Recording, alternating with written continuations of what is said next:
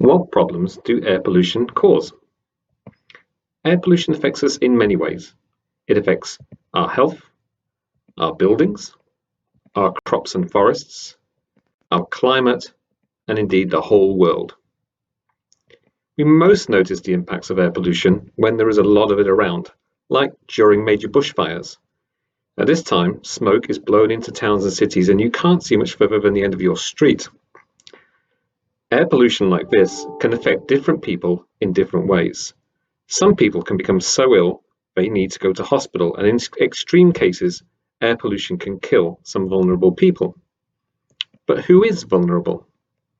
People more likely to be badly affected by air pollution include the elderly, people with existing diseases, members of certain ethnic groups, asthmatics, babies and infants, unborn babies, and others.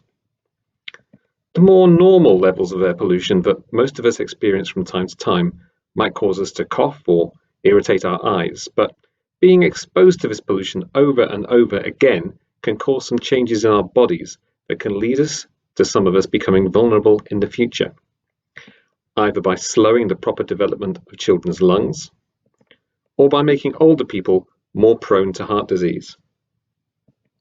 It is not obvious why air pollution should affect the heart, but when we inhale air pollution, the tiniest particles in the air get all the way down to the base of the lung, the alveoli, where oxygen enters the bloodstream.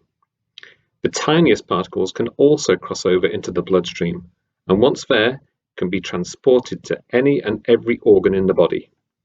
Over the past 3 decades, scientists have found that air pollution can cause or worsen a huge number of diseases affecting many parts of the body. The result of all of this is that, despite New Zealand having very clean air in most places for most of the year, we still have enough air pollution to lead to thousands of people getting ill and even dying earlier than they should every year. Now, to look at some aspects of air pollution which don't affect New Zealand much, but have been important elsewhere. Firstly, it's not just real people who are affected by air pollution, so are stone people. Many old buildings, especially in more polluted parts of the world, have been gradually wearing away, with many statues damaged by acidic particles in the air eating away at the stone. In places where there has been a lot of coal burned, light-coloured buildings have gradually turned black, unless, like this example in London, they have been cleaned and restored. But it's not just towns and cities that are affected. These trees are also dying because of acidic particles in the air, which came mainly from burning coal. Returning to New Zealand now, bushfires are still small and uncommon here compared to Australia or America, but smoke from Australian bushfires turned some of New Zealand's glaciers pink in the summer of 2019-2020. This makes the snow more likely to absorb heat from the sun and melt faster, causing our glaciers to shrink even faster than they already were. But air pollution can also affect the whole world. When we breathe, we emit an invisible gas, carbon dioxide. There is always some carbon dioxide in the atmosphere, but as we are breathing it out, trees are also absorbing it in. But increasingly, we are chopping down more trees than we are planting. Carbon dioxide is also being emitted by factories, cars, trucks, ships, and planes, and the amount in the atmosphere is going up and up. This matters because heat from the sun can pass through the carbon dioxide to warm us up, but the heat from the warm earth cannot pass back through the carbon dioxide. This traps the heat in the atmosphere, making it gradually warmer.